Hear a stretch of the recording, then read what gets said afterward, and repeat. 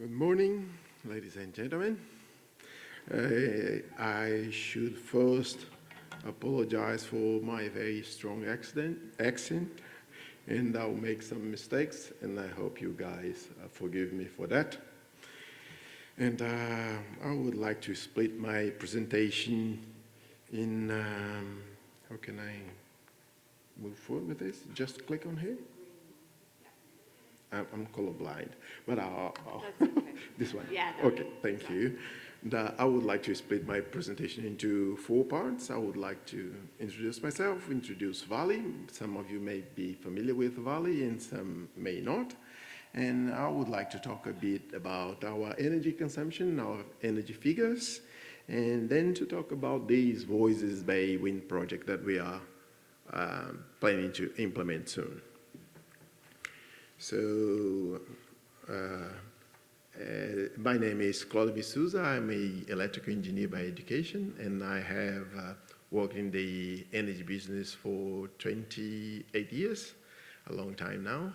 So I started out at a utility company in Brazil, and then I moved and I joined Vale 21 years ago. And it's been quite exciting to work in the energy business in a mining company.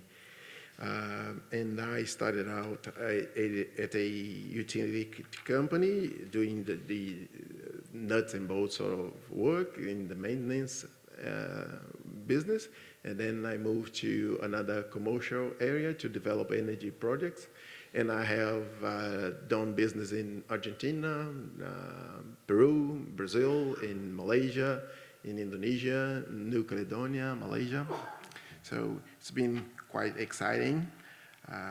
And with regards to Vale, Vale is a global mining company with its headquarters in Brazil, in Rio de Janeiro, and has some offices around the world, including Shanghai, including Tokyo, and over here in Canada, which is in Toronto, our office. And our Vale also employs more than 70,000 people and produces 380 million tons of iron ore and about 250,000 tons of nickel and 400,000 tons of copper and other precious metals as well.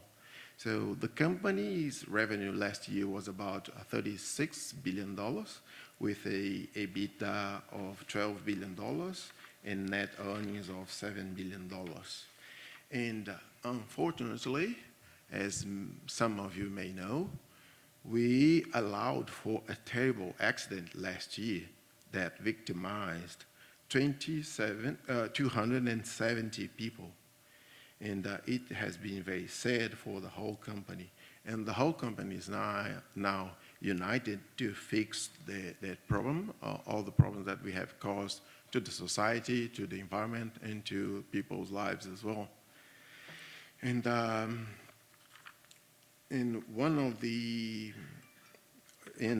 this accident happened in Brumadinho, one city in Brazil, and we promise that we'll never forget Brumadinho event. And another big challenge for us is for us to face our emissions as well. And for us to transport these 380 million tons of iron ore, we burn not only just to transport, but also to produce and to transport this huge amount of iron ore. We burn lots of energy. We burn 450,000 TJs of energy. In our scope 1 and 2, we release to the atmosphere 16 million tons of CO2, just the scope 1 and 2. And if we also consider the scope 3, in our very large carriers, iron ore carriers, this equates to 300 million tons of CO2. And we have to address all of those emissions. And we have done lots of things to reduce it. For instance, we are doing some work on how to replace the bunker oil, which is burned to transport these 380 million tons of CO2 from Brazil to China. China accounts for about 56% of our iron ore purchase. And we have thought of nuclear reactors, small nuclear reactors as an option, batteries, renewables, and renewable fuels, and all sorts of things. But as you know, we still have a long way to go. It's a premature technologies and applications. And as our colleague Martin said, that fuel replacement is very challenging, and I agree with him. And with regards to just the diesel, we burn 1.5 billion liters of diesel a year to produce iron ore and also to transport. And part of this diesel is also used and burned to produce electricity as well, as it is the case here at Voisey's Bay. But with regards to Vale as a whole, we have an installed capacity of about 3 gigawatts. It's pretty much renewable. Almost 100% of it is renewable now. And we consume about 2 gigawatts of electricity. But even for this case that I'm going to present here, it's a small plant, and we are currently burning diesel, and we are planning to replace diesel consumption by renewable.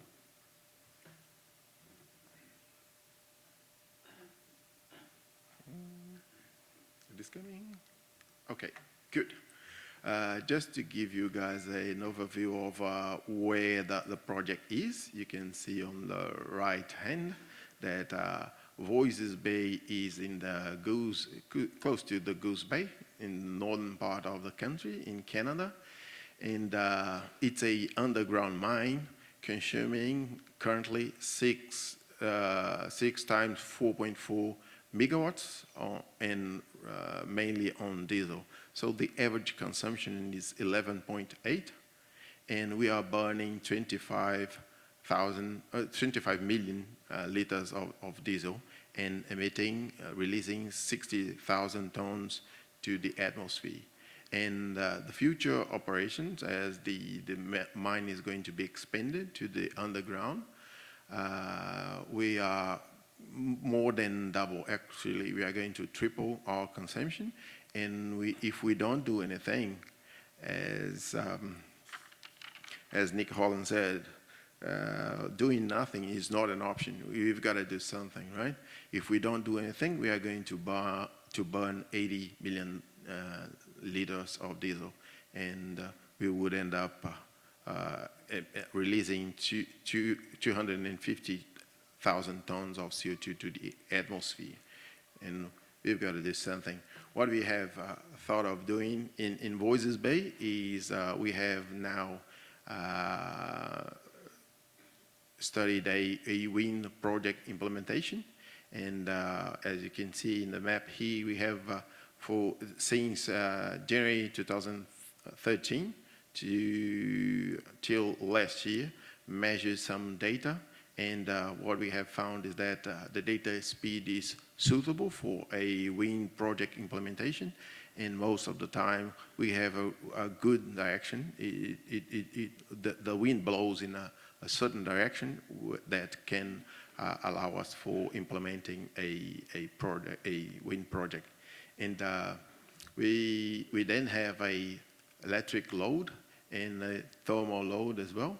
And if we develop this wind project, and also if we implement some maybe microgrid and also battery system, we can provide the reliable power that the whole site needs. So this is just a hint of if we are showing here turbine A, turbine C, turbines A, B, and C, different manufacturers. Those different manufacturers can yield different levelized cost of energy in terms of dollars per megawatt hour. And it also depends on what's the size of the wind project that we are going to implement. If we implement, as Emiran has said, if we implement a very large wind project, it can be a bit costly. And also, as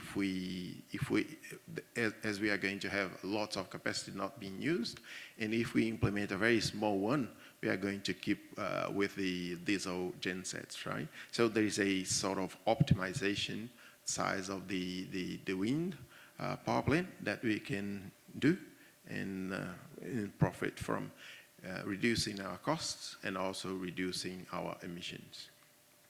And this is what the site location looks like, where we are going to put the turbines on and erect them so that we can produce 23 megawatts of wind generation. We have thought of implementing 4 wind turbines, but depending on the financials of the project, it could be a bit larger than that. And although the cost can be a bit higher than what we are expecting, we can reduce more emissions. And so this is what the whole framework look like. Yeah, we have in place some diesel generators, and we can replace the diesel consumption by putting some wind on. And the wind is going to provide all of the power that the load needs, but everything should be managed by a power grid controller.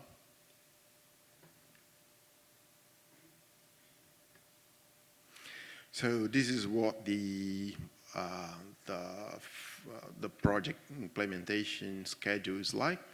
We are planning to do some geotech investigations next year by July, and also go through some social and environmental permits, which are going to be very important for this project implementation.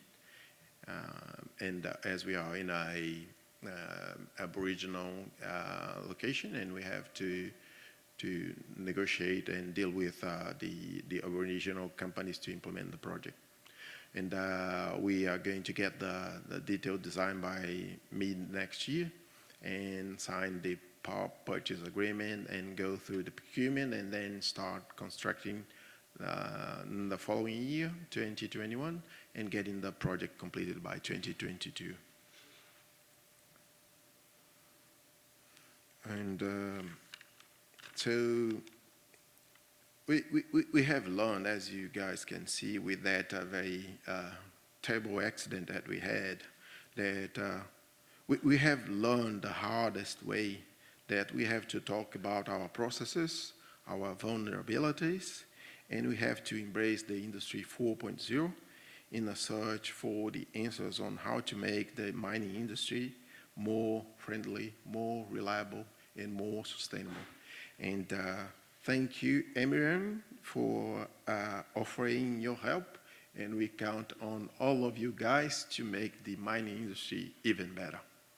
Thank you so much. Terima kasih. Obrigado.